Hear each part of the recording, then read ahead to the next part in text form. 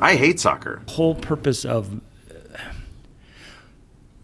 the number one problem that I have or that I see in youth sports is really the cost.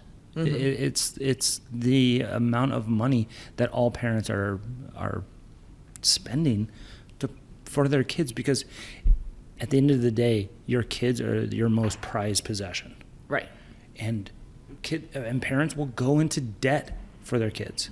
So real quick, like, what is your role with Little Caesars fundraising, and what do you guys usually do? So I am the global director of fundraising. Global. Yeah. 30 countries, you said? Okay. Yeah, 30 plus. But the fundraising department specifically is in the nationwide in the U.S. and in 3 provinces in Canada. We're Ontario, Manitoba, Ontario, Alberta, and Saskatchewan. Okay. So we're in 3 provinces in Canada and all of the U.S. And it's, so I agree with you with kind of the parents' perspective of sports being expensive. Yes, I had 2 kids in travel hockey and travel soccer, and it's expensive. But with that being said, I think that, like, for me, I wouldn't take back. I wouldn't change. You wouldn't change a single thing. Because it was extremely, it was valuable time with my kids. They've learned lifelong lessons. We've got to go to places that I would have never gone if I wasn't traveling for soccer or hockey. But the number one thing that I think, I think I speak for a lot of the families that we've talked to, that we traveled with and met over the years, but the one thing that everyone does stress about is the cost. So it's the cost of doing the sport, it's the cost of traveling, it's the cost of the equipment, it's ongoing.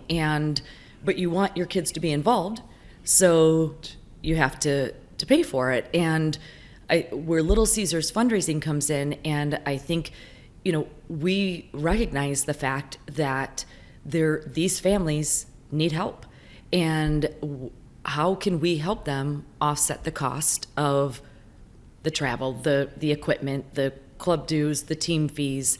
And so that's why we launched an entire sports strategy.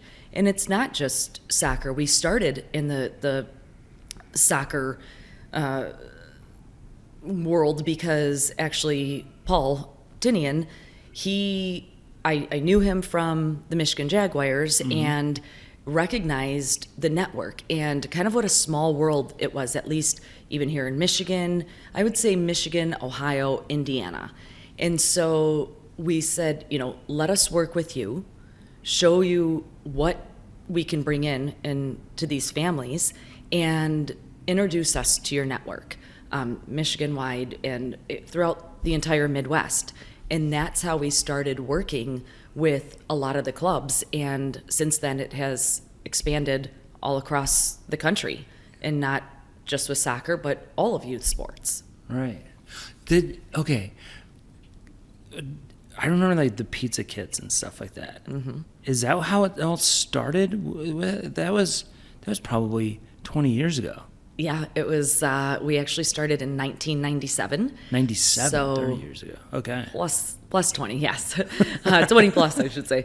But yeah, so we, in our owners, Mike and Marion Illage, they had 7 kids. Yep. And they were also, had all of their kids in sports. And that was why they started fundraising, was they also realized, like, wow, this is really expensive for all of our kids to be in sports. How can we help families offset the costs? So the Little Caesars fundraising program was initially introduced to help in sports, and then expanded onto schools and all nonprofit organizations. But we started with just a pepperoni pizza kit, yep, which is all of the ingredients you need to make Little Caesars pizzas at home. Yeah.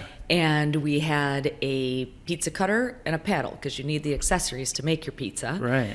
And started in the Tri-County area here in Michigan. and expanded very quickly. It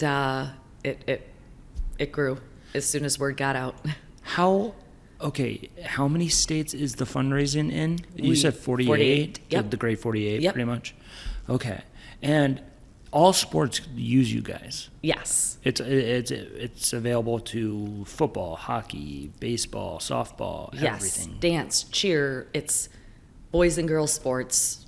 High school. It's not Yes. just club. Nope. It's anything. It is. Middle school, whatever. Yes. Yes.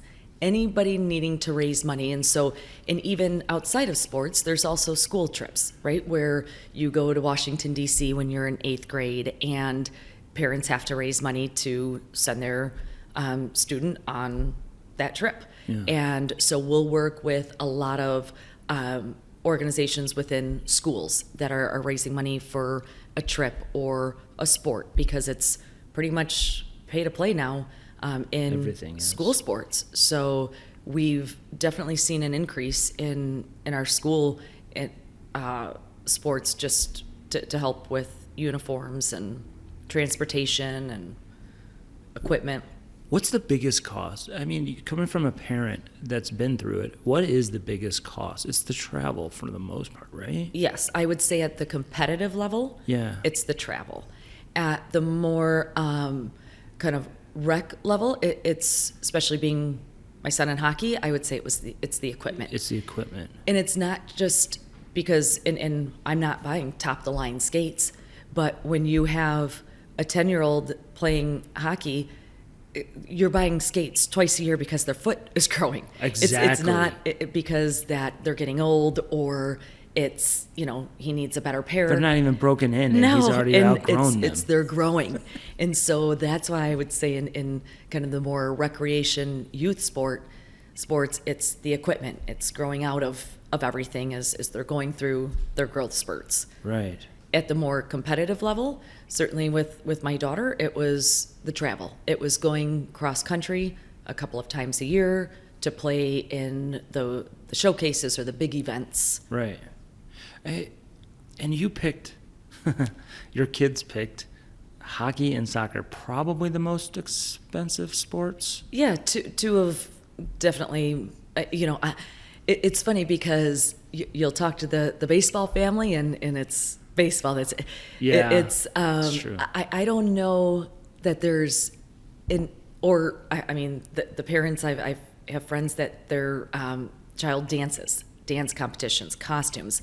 I mean, I don't know. I think they're all expensive now, and and then you got to pay coaches, and you have to pay officials, and you have to, there's. And people just think that, oh, well, we just got to end pay to play. Like it's that easy. Yeah. Everything costs money, especially, okay, we have a foot of snow basically out there. You have to play indoors. Right. And to play all year, yes. And where the Jags train is $700 an hour for a 11v11 field. Just do the math. Just per team, it could be, so many parents demand that they have 3 training sessions a week throughout the winter. Like, do you realize how much that costs? Yeah, no, I don't think but I think too, so with soccer, it's hard because it's just a facility and parents are just kind of under the impression that, we just get to play here, right, that there isn't a cost associated. I think in the hockey world, everybody knows that you rent ice. So there's an ice bill. But Yeah. I think with soccer, people are just under the perception that there is no field bill. And it is. When you are renting a facility and you can't be even outdoor, like if you're renting a space, there's cost associated. Right. Do you, when you guys are setting up your fundraising packaging, do you might have all of the above, but do you work directly with the clubs, only teams, or can somebody, just an individual parent, reach out and say, hey, I want to do this for my kid? Yes, all of the above. So we work at the club level. So, we want to get give everybody the opportunity. So preferably we'd like to work with the club, every branch within a club, so that every parent has the opportunity to raise money. But if the club wants to do their fundraising, just put it on the team, then we run it with individual teams. Or if there's a couple of families or a family on the team that says, you know what, I really want to go to the showcase event across the country, but I have to, financially, it's a burden on me, they can contact us individually and run the fundraiser. Because the program that we offer, there's no minimums. They don't have to, this isn't anything that they have to do, even at the club level. Those parents that don't want to fundraise, don't need to fundraise, they don't have to. That's okay. We want to help those that need it. So there's no minimum orders. Everything is shipped direct to the buyer's door. Mm-hmm. So we have the pizza kits that are shipped direct to the buyer's door via FedEx. It's shipped frozen, arrives refrigerated. And then we have what we call our meal deal codes. Mm-hmm. So these codes are meals that we've created, and they purchase a code. They can then redeem it on the Little Caesars app or website and go in and pick up a hot meal anytime they want from any one of our Little Caesars locations in the U.S. Oh, wow.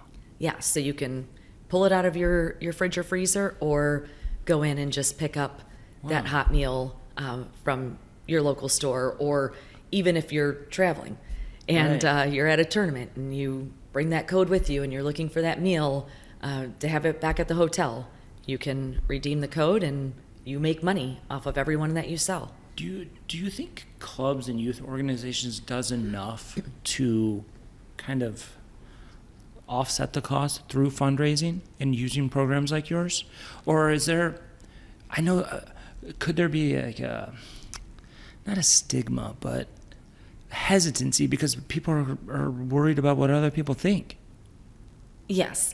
So I think that, no, we could do a much better job of having the money raised go directly back into the family's pockets. Okay. And so what we'll have, and we know that there's many reasons for a club or in any sport to raise money, right, for a financial assistance program and our new turf facility, new goals. Like, we've heard all of those reasons, and all of those reasons are great, but what we want are the clubs to run our fundraisers specifically to give back to the families. Right. And so a lot of times when we're talking to them, the first things that will be said is, oh yeah, we need more equipment, or we need to build our financial assistance fund. And again, that's great, but we strongly encourage that either the entire profit that they make from our fundraiser or a portion of the profit that they make, give this back to your families. Right. Offer this as almost like a service to your families that, again, it's optional. So, because sometimes we'll hear, well, we don't want to bother our families with this. We don't want them to feel like they have to fundraise. And I want to say, but have you asked them? Because maybe they really do want to fundraise. Yeah. Or need to, and so we'll strongly encourage to know, ask your parents, ask them if they want to do this, because those that don't have to, but those that need to, they will do it, and they'll thank you for it. And I think it's a good way to build team camaraderie and all in, and we're all in this together. If I ran a club, I would almost say every team has to do it. And then I would gamify it. Like, okay, which team can raise the most money? And then that money goes back to either the team, and they can, okay, a trip to our showcase event is paid for because you guys did so well and stuff like that. Yes. Have you seen any clubs do anything like that? Yes. Yeah. And we strongly encourage, build the contests, build competition. We actually did that with two clubs local.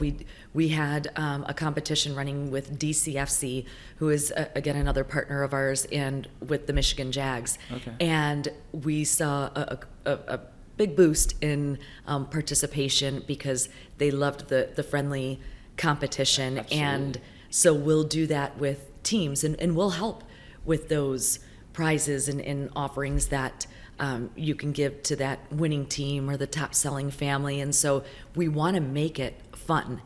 And we strongly encourage like teams, if they have to pay, there's the team fee for the team to go in and play in the tournament, work together. And it's even within the team, the players will kind of compete against each other. And before they know it, yes, they have paid their entire invoice for the tournament that they're playing in. Yeah. And I'm thinking about all the clubs that I've been a part of or been close to. There hasn't been a strong effort to fundraise it was always team led or just individual managers say, hey, let's do this year. But there was no leadership from the top down. It sounds like Jags and DCFC is really trying to help. Yes, yeah. And we have, there's Midwest, and there's T-Bays, Traverse City.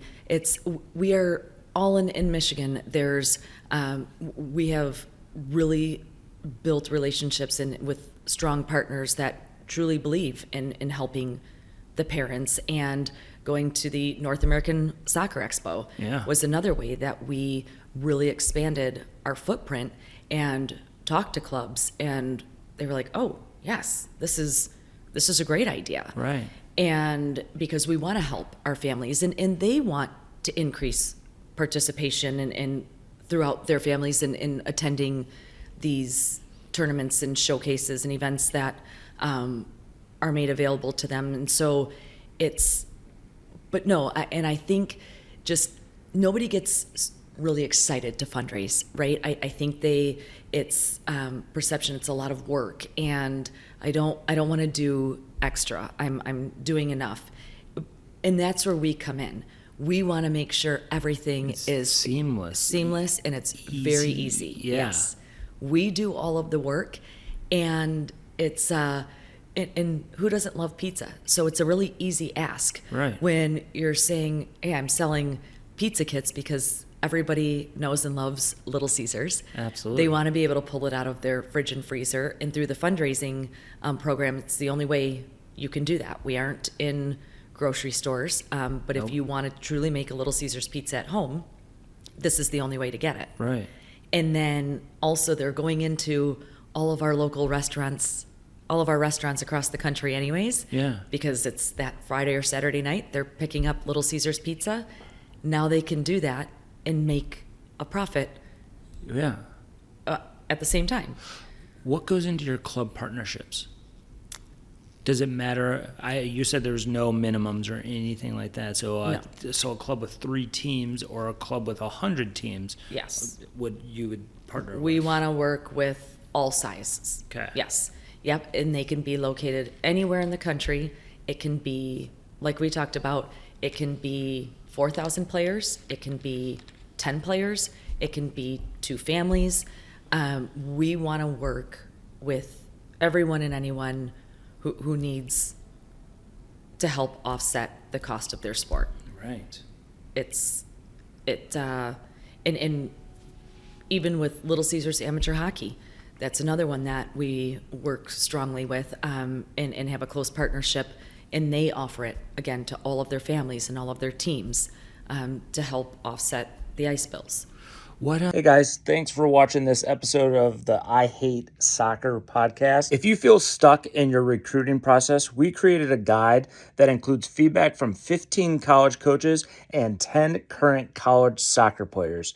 Inside this guide, you'll find out what really works in recruiting, from showcases, ID camps, highlight reels, and more. Check it out at playmakertraining.com/recruited. This episode is brought to you by Salt Athletic. A couple weeks ago, I'm training one of my college players. She plays at Kentucky. I noticed that she has one of these salt bags. I see them on social media all the time, and I was wondering, I was like, okay, does this thing really work? Well, she opened up her bag and pulled her cleats out, and it was the worst smelling pair of cleats maybe that I've ever smelled. While they were in the bag, I didn't smell anything. And it was amazing that it could trap in all of the smell so that her bag doesn't stink, that her car doesn't stink. I could not vouch for this product more. As a goalkeeper, I wish I had this 20 years ago for my gloves, and they do have a glove bag. Go to the link in the description for 10% off and get rid of all the smell, guys. What's the biggest sport nationwide? What is the biggest sport that you work with? Is it hockey? Hockey and soccer. Mm-hmm. Hockey and soccer. Yes. Yeah. And then I would say that the third is there's a lot for dance and cheer. Dance and cheer, lots of competition. They have kind of a year-round competition season, and so we get a lot from our dance and cheer groups. What's the most raised by one of these individual clubs? If it's like not private information. It is private. We are a privately held company. We keep all numbers tucked deep in. But here's what I will say is they could earn thousands of dollars. Yeah. There's it's when you have and typically when there is a reason, when they're going somewhere, they're raising money for that tournament, that trip, whatever it might be. When there's that reason, the level of participation is a lot higher.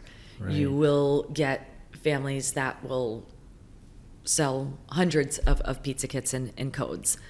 And it's so when there's that reason and there's that motivation, right, they definitely sell more. Yeah. But we have paid for, and customers will come back and tell us, we have paid for new playgrounds at schools, laptops, computers. I mean, we have paid for signage and facilities, and there's scoreboards and, some big ticket items that they've raised money for. Outside of giving money back to the families, they will report back to us or take a picture and show us, this is, look what you helped us build or right. pay for, or you sent a kid here or something. Yes. How did you have you always been in this role or part of this branch of Yes. Little Caesars? Or did you used to work somewhere else in the building? Right. Well, we do have 10 companies under the Illich company umbrella. So, Okay. Everything from pizza to hockey to casino to entertainment to baseball, distribution, manufacturing. So we have that wide umbrella. Yes, we do. But I have been with Little Caesars for just over 26 years now, and mainly dedicated to fundraising. I spent a short time on our distribution side of the business just to kind of learn operations, logistics on that side. But most 25 plus years has been in fundraising, really in the area of operations, and then more recently taking over and overseeing our group. So, yeah. And this all started with Mike Illich, and he wanted to give back, obviously, to youth sports because he was always involved in youth sports around here. When he was, because I coached at Country Day, and a lot of his family was all spread out. They were either like Brother Rice or Country Day or Cranbrook. Cranbrook was the big one, or maybe it was like nieces and nephews and stuff like that. But where's that Country Day? But I get it, and I don't know. And maybe there's businesses that are going to listen to this and be like, you know what can we do? What can we do to give back? Because you're all sports parents, most of you.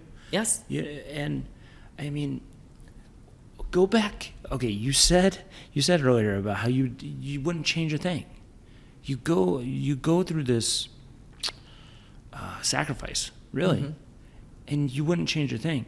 No. And so many parents get a bad rap, or people from the outside be like, "Why are our parents paying all this? This is ridiculous." Eventually the bubble's going to burst. I mean, no, it's not. Because again, you're dealing with your most prized possessions are your kids. Right. And you're going to do whatever it takes. And does that go through fundraising, getting an extra job? It's chaos. And people without kids don't really understand that. And that's why I like talking to people like you, so that I see it from both sides. Right. And soccer coaches can be jerks to parents, but some soccer parents can be jerks to soccer coaches. And that's why it's called I Hate Soccer, because it just, I don't know. That's not even a question. It was just a rant. No. But it's funny because people even say like, wow, don't you want to work in some of the other areas within Illich Holdings? And my answer is no. I strongly believe in what we do, and it has always, I feel that I'm very relatable to our customer because I am our customer. This hits home so much for me. Yeah. Right. And this is, as when my kids were, young and in elementary school, and I was helping the school, and then I was helping their team and helping, all of our families that were traveling together. And so it's certainly, it's personal to me, and I can relate. And so I love it. To me, at the end of the day, it's rewarding what we do and helping families, and especially those that are involved in sports, because we're all the same. Yes. I think if you asked 20 people on the street, I'm just making it up, that, would you change anything that you had your kids, the money you spent in the sports that you put your kids in as they were growing up? And I think their answer would be the same as mine. Right. Because there is so much more that they get out of that. Now, as they were going through, would I have liked more opportunities to raise money to help offset those costs? Sure. Yeah. I would absolutely love that opportunity, because yes, I am working and money's going towards, sports, but it would be nice as a parent to have that option to raise the money, right, versus me having to come up with it myself. Right. And so many parents they don't want to do fundraising and be like, well, we make enough money, we don't need to do it. Mm-hmm. It's like, yeah, but still, you're also just could be helping somebody else. Or if you don't need the money, just go and help somebody else and whatnot. But right. And that's what once I had, with my kids, when we did this, it was once we raised enough money, and if whatever extra, then it was give this to someone else on the team that needs it, or within the club, put it towards, another family that maybe didn't meet their goal, or, just needs that extra assistance. So if a club wants to work with you, do you have like an exclusivity clause in terms of fundraising or anything? Or because I've seen like mattress sales and meat raffles, and like some clubs do that. Is there anything like that you guys have in place? No, we don't. With some of our larger partners, and I'll use the Michigan Jaguars, they're, in terms of product fundraising, we're their partner in product fundraising. Okay. But then there's other things that they do more event based, right? It's the 5K and your golf outings and things like that. The expo. Yep. Yeah. That are going to raise money for the financial assistance fund. But in terms of product fundraising, a lot of them will only just use us, but there's no, if they want to have that variety, where they sell pizza kits and then mattresses or flower bulbs or something like that, they absolutely can do that. But typically they don't have to. Yeah. And what a lot of the clubs will do is they'll run us twice a year. So it's kind of the spring and fall, so that they get all players. As some of the high school girls and boys, they're kind of coming in and out depending on their season. Yep. So what we do is they can run it all year round.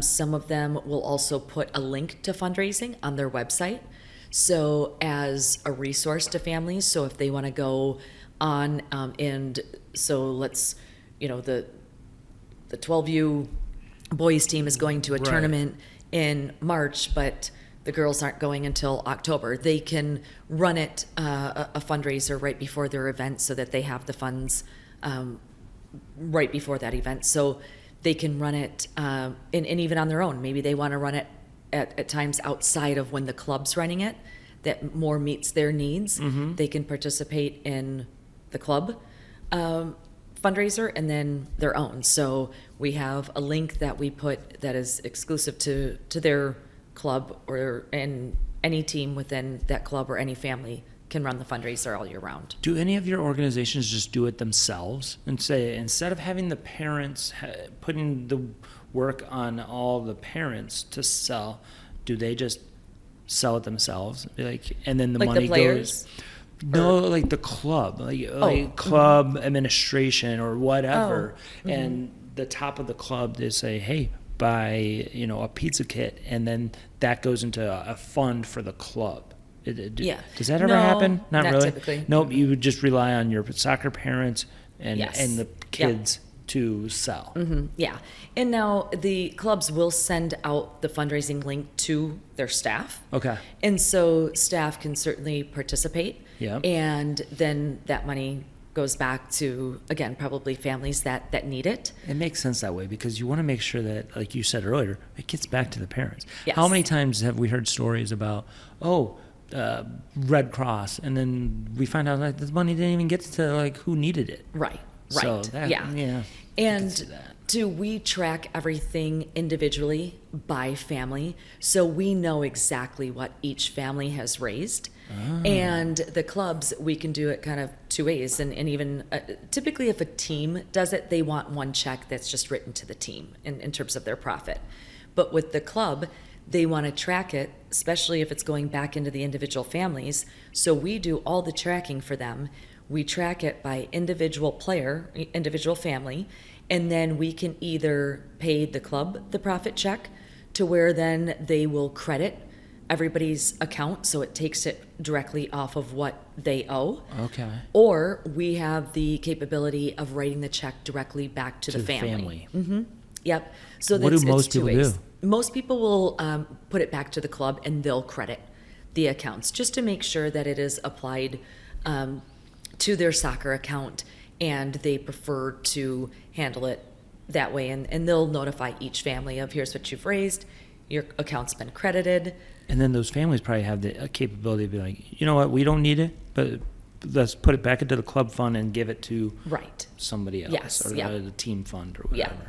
And then the club will notify the family, yep, it went into helping, assisting another family that was in needs financial assistance. Right. I don't really have. So I started the number one request that I get from some followers and whatnot are, you need to have a parent. You need to have a soccer parent on who's been through it all. Mm-hmm. And I'm like, I do have a private podcast that is just parents, and that way, because unfortunately some parents can get punished or are scared to say some things because they're like, the coach heard or whatever. Yeah. So a lot of parents wouldn't do this. But both of your kids are graduated from high school? Well, my daughter has graduated, so she is done. And then, but my son is in high school and playing hockey. So Where does he go to high school? Detroit Catholic Central.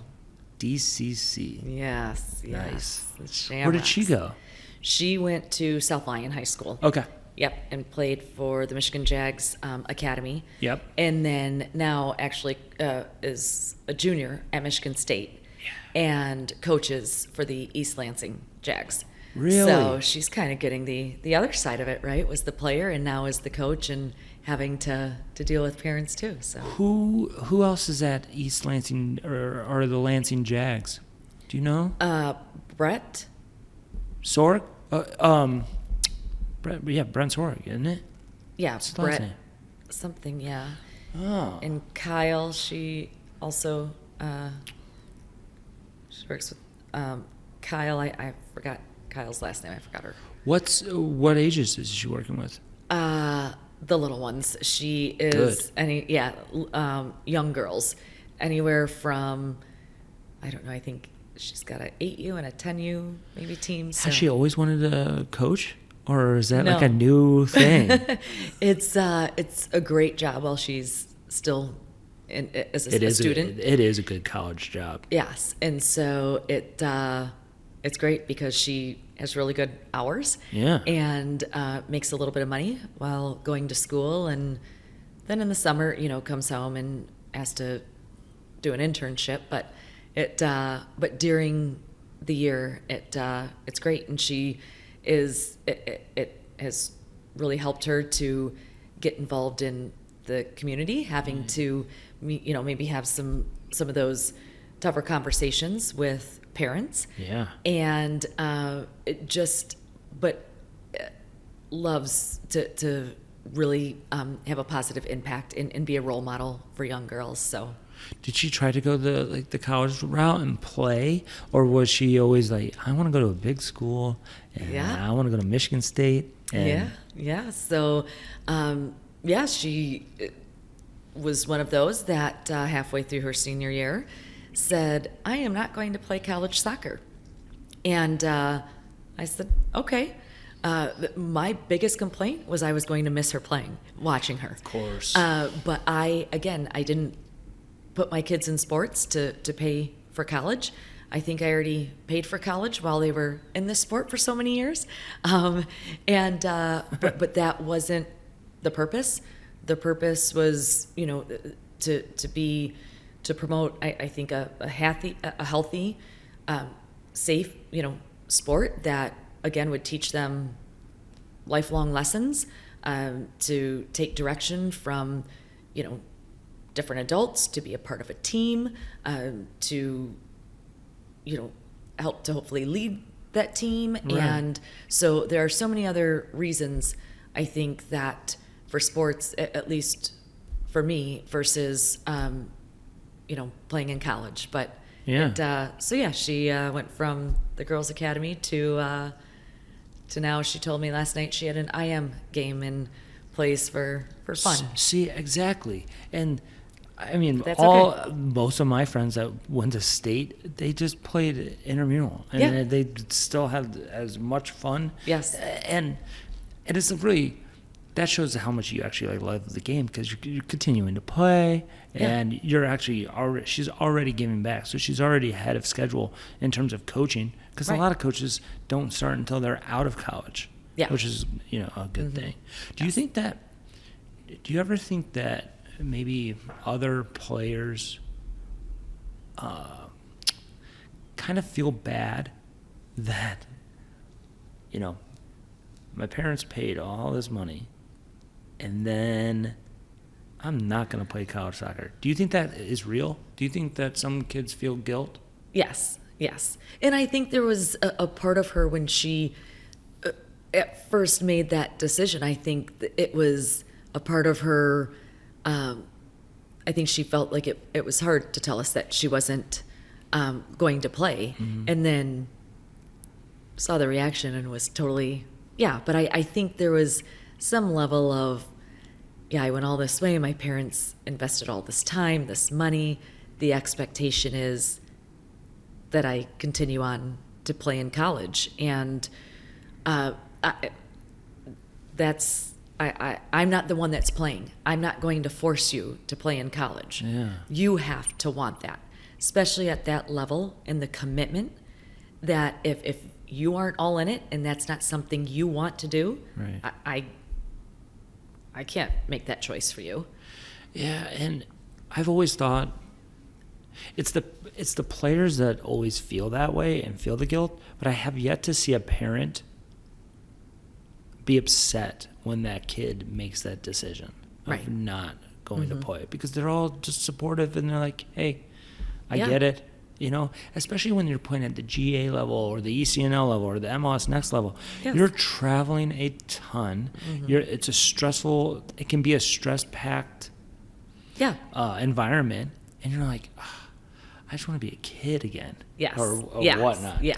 And how do you make sure that they still have like a normal childhood when they have to travel from sport to sport to sport, or right? You know what I mean? Yes, yeah, and that was when she went to the girls' academy, knew that was going to be a whole new level of commitment in playing soccer. It was no longer being on the green team. It was, we're your girls' academy, and that's, certainly a commitment that I think the player and parents have to make when you start getting into ECNL, GA, MLS, because you have to know, too, up front that you are training another day, so cost increases.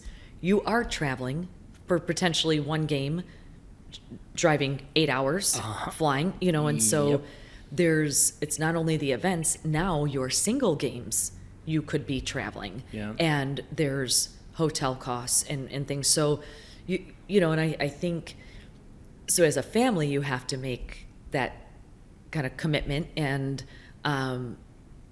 then after that, it was kind of like I did that.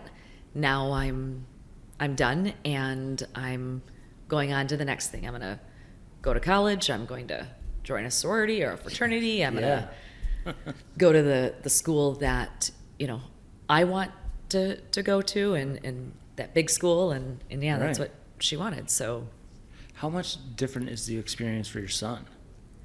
Because he did play soccer, but no longer plays soccer. Now he's hockey. Yes, yeah. So who does he play for hockey? Honey Baked. Honey Baked. Yes, okay. Yeah. So he's with... people in Buffalo are going to be like, man... I know. Honey Baked. Sorry. We did go to Buffalo, though, for a wonderful like Junior event. Sabres, probably? Yeah, there was a Sabres team, but there was a beautiful outdoor facility that we played at. It was darn cold when we went there, but it's cold here in Michigan. Is it under like a pavilion? Yes. It's probably in East Aurora. Yeah. It be in East Aurora. It was great.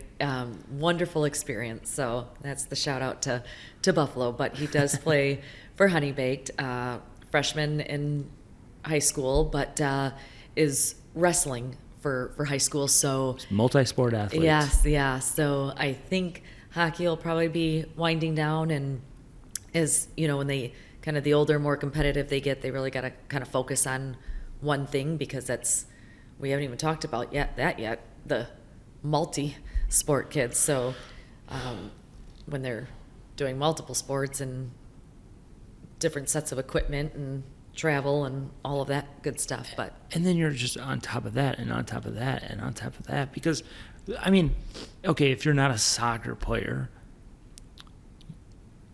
and you're an athlete, you do usually play 3 sports. Like if you're a guy, it's usually a different season. Yeah, it's football, basketball, baseball. Right. And that's what I grew up with a lot of my friends. They were 3-sport athletes, and the stigma or the whatever on soccer is, you can only play soccer. It's like, well, is hockey like that? Yes.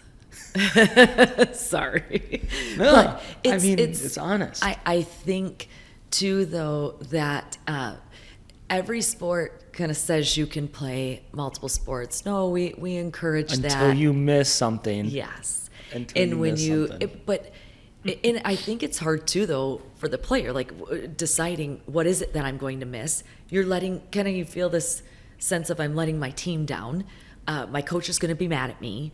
It's, and so I think kids are kind of more forced the older they get now to really kind of hone in on one. not multiple as much as in the past. I know. And I think that's, I don't know. Do you think that's overblown? Do you think that coaches are taking it too seriously, too early? That's, I don't know that I would, I'm going to say probably some coaches and parents, because I wouldn't put this all on coaches maybe taking it too seriously, because as a parent, I mean, I've seen, I've just some parents on the sidelines, in the multiple sports, and parents can be very intense too. Yeah. What's the hockey parents like compared to soccer? Because very vocal. Yeah. And it's, whereas, and it kind of makes me laugh only because, so when you're on the sideline at a soccer game, right? They're pretty close to you. Yeah. You're yelling. I mean, the kids can hear you. You'll see the kids, that give that nasty look to the parents, or, shut up, or, see that all the time. In hockey, they can't hear you because you're behind the glass, you're in bleachers. A lot of the rinks, you're like in a whole other area, just screaming at your kid that can't hear you. So I'm like, what are you yelling at? They can't hear you. And there's, the skates and the puck it makes a lot of noise, and these sticks on the ice. And so when you're yelling at the top of your lungs, which hockey parents do love to do that, it's like, but they can't hear you. Right. So it's okay. I mean, and most likely it's not going to change anything. It more or less, I think, frustrates the player more than helps them. Absolutely. And then it puts pressure on the kid and whatnot. Right. And that's why we have coaches, right? They're coaching. You don't need to coach your kid. Do you think, when you're talking about Honeybait and Jags and Midwest, and you probably do stuff with Little Caesars too, the hockey, mm-hmm. It's, I don't know how, because you are a paying customer. Yep. And how do you think that, is there enough parent education going on at just in all organizations in terms of college recruiting? What actually goes into the cost that we're asking for up front? Because some clubs will nickel and dime you. Be like, oh, now you owe these ref fees. Now it's field fees. Oh, you know what? You need to pay for our coach's hotel, instead of having just one upfront fee at the beginning of the year, which is probably so much better for a parent, right? Right. Because you want to know what your all-in cost is, and then you have to figure in travel. Yes. But if everything is like, oh yeah, now you got to pay this, that can't help. No. I think, having full kind of transparency, or the more you can share, I think the less complaining you're going to get. Right. Because, or it's, parents will say, no, I'm not going to have my kid go and play that because that's just way too expensive. But when you see the breakdown of everything, it makes a lot more sense to you. Right. And I think even, looking back, if and even, with hockey still today, and I'm soccer, when both kids were playing, I wish I would have known a little bit more of where everything was going, because it would have made a lot more sense. Right. To me. And I think that more of these clubs need to be ran kind of like a business. Mm-hmm. But that's what I gave Paul a compliment, during our conversation, because he runs Jags like it's a business. Yes. And mm-hmm. it's professionally ran, and he'll even tell you that he can do, or he wants to do things even better. But I think the way that he delegates Yes. is what more clubs need to do is like, okay, we have a college recruiting coordinator, we have a director of education for our coaches, and then you have him at the top, and it's not one.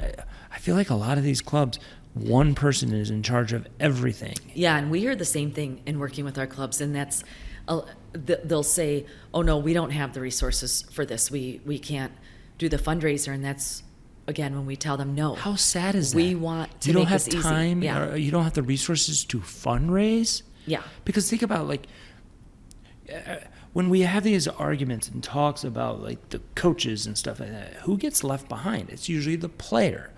When you're saying that you don't have time to fundraise or the resources to fundraise, you're leaving the players behind because they might not be able to go on that trip, or they might not be able to play the entire season. Especially when we're telling you we'll do everything for you.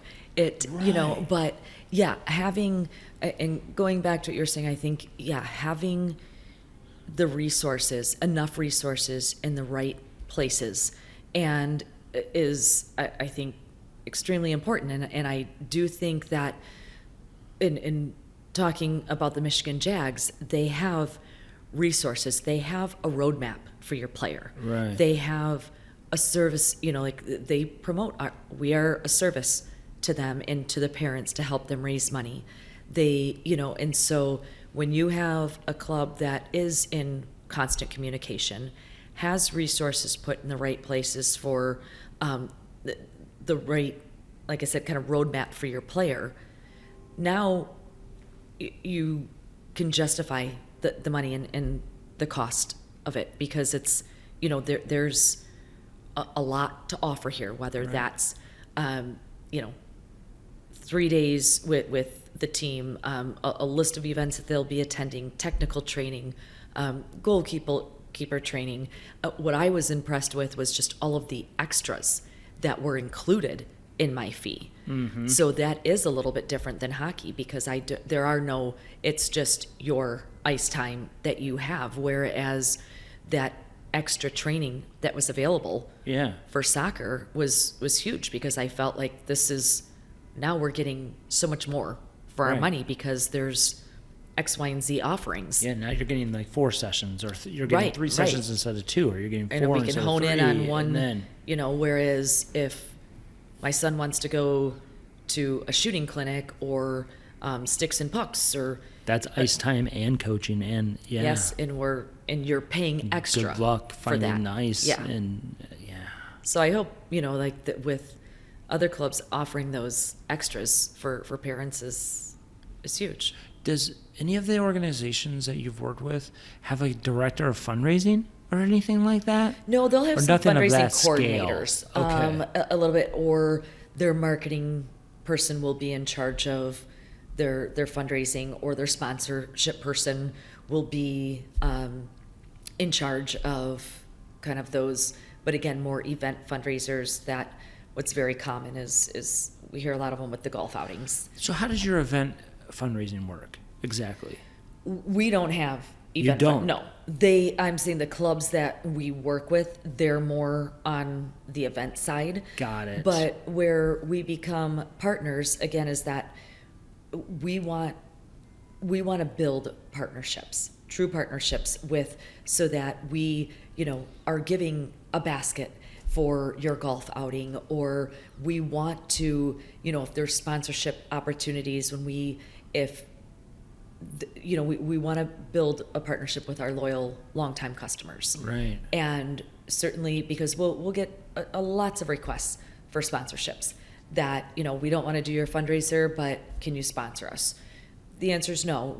That's not how our partnership works. Right. We will certainly. What's in it for us too? We want some exposure or something. And we want to work with you to. Here's our fundraising program that we offer, but with that, comes some perks down the road, and that's what we want to do. Yeah. And there's no minimum size. No. You can be just minimum. One team, and be like, you know what? The club's not helping with us. Let's just do it ourselves. Yes. I like it. Yeah. I mean, hopefully, because the pay-to-play issue is huge. It's massive. And I don't think it's ever going to go away. But one of the ways the only way that it can go away is if companies like this actually buys teams. Right. But it's not like Little Caesars hockey is free, is it? No. Right. Gosh, right. no.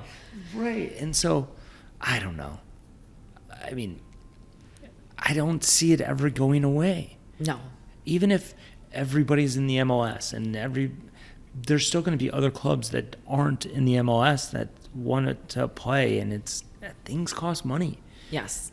But you have to offset the cost because it's getting crazy. Right. It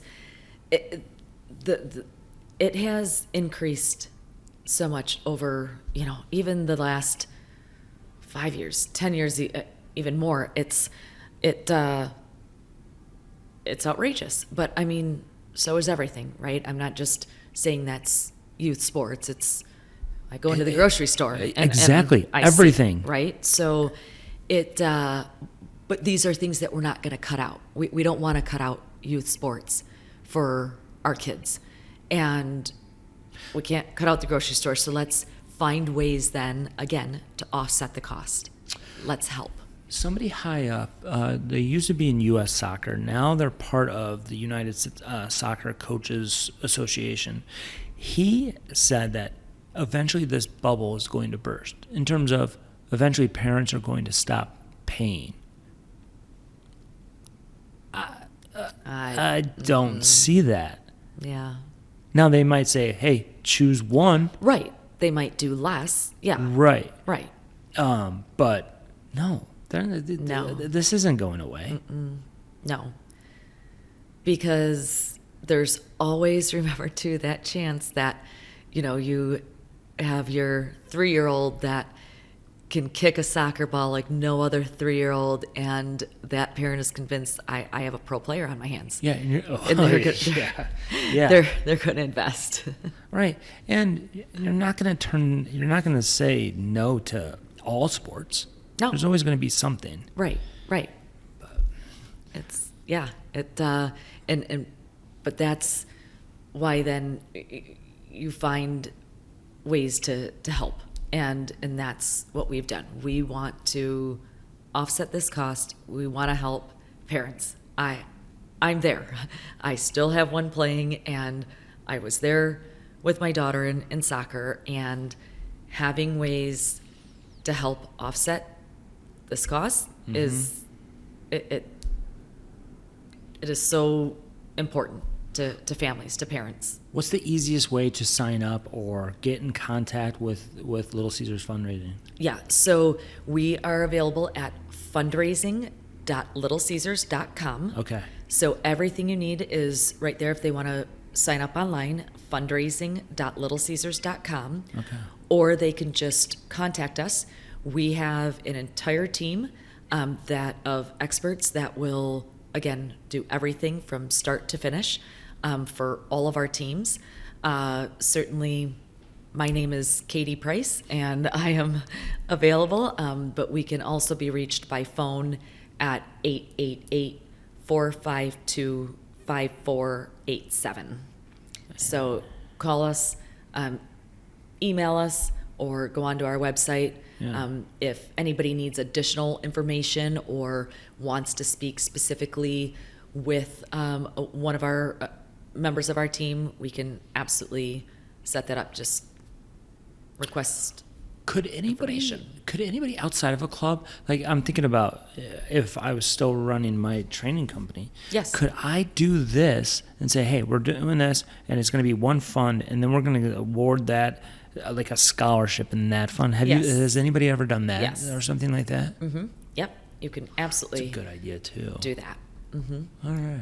Yeah. I mean, it's kind of free, but I like it when it goes directly back to the parents and the families because Right. that's what And you're trying to help. It's nice because there's no setup costs, there's no risk, there's no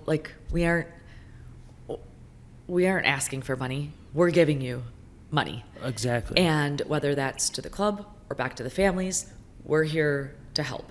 Certainly, yes, those that are supporting your fundraiser are buying our product, but we aren't charging groups. We want to offer an easy, profitable way to raise money for their club, their team, their parents, and that's what we're here for.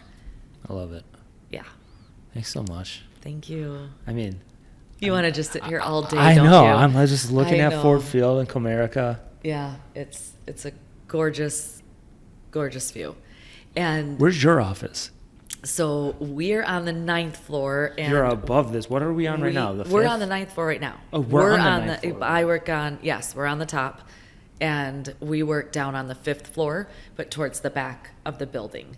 But I mean, yeah, you look out every window. There's Motor City Casino back outside that window. Is that Greektown right there? Yep, that's Okay. Greektown there. And where's Comerica, LCA? Ford Field, on the other side of The Fox. The Fox, yep. It's unbelievable. Yeah, it's really pretty when it's nice out. I mean, Oh my God. it's cold today, I mean, but baseball season's about to start. yes, and it Like a is month. fun. It is so fun to watch our Detroit Tigers and just Pistons as it are- gets towards the end of the day, you can tell when an event's going on because it just the streets start to You hear it. And pile up it and just yeah, like, and people are walking around, they're going into the restaurants and bars and even during football they'll tailgate in these 2 lots across the street, so looking at the tailgates, it's fun. and like, It's a great city. it is a great city. Yeah. And like, Detroit's not like what everybody thinks or No, hears it's on come the news. a long way. I It's worked down here great. for 26 years. Comerica wasn't even built, and we watched. I'll never forget when those 2 bats went up, and they brought the big crane and dumped those bats in, like literally the day before opening day. And it has been so fun to watch the development and the growth of the city over the last 26 years. It's just been amazing. When was Ford Field up first, or was it Comerica? Comerica. Comerica was up 1st, and then Ford Field was like Yep. 03. Yep. And then what was Comerica, like 98, 99? Yeah, it was shortly after we got down here. It's like 99. And you yeah. guys were in that building. Yes, we In the were Fox, in the above- offices right above the Fox Theater. What was that like? It was great, especially when entertainers were doing their sound checks. We would go down on the elevator and we'd listen to the sound checks. It was fun. But awesome. Thank you Yes. so much. Just in an Thank hour. you. So perfect. Yeah, no, I mean, love it. I Thank mean, you, Jason. I think this is going to help a lot of people, hopefully. Good. Yeah, a lot of Hope so. clubs. Absolutely. I hate soccer. This episode is brought to you by Grips Soccer Socks. Guys, stop spending $55 on a pair of socks when there are other options available. Grips Soccer was founded by a father and son who were sick of paying $55 for socks. Go to gripsoccer.com and use promo code IHateSoccer for 15% off. That's gripsoccer.com, promo code IHateSoccer.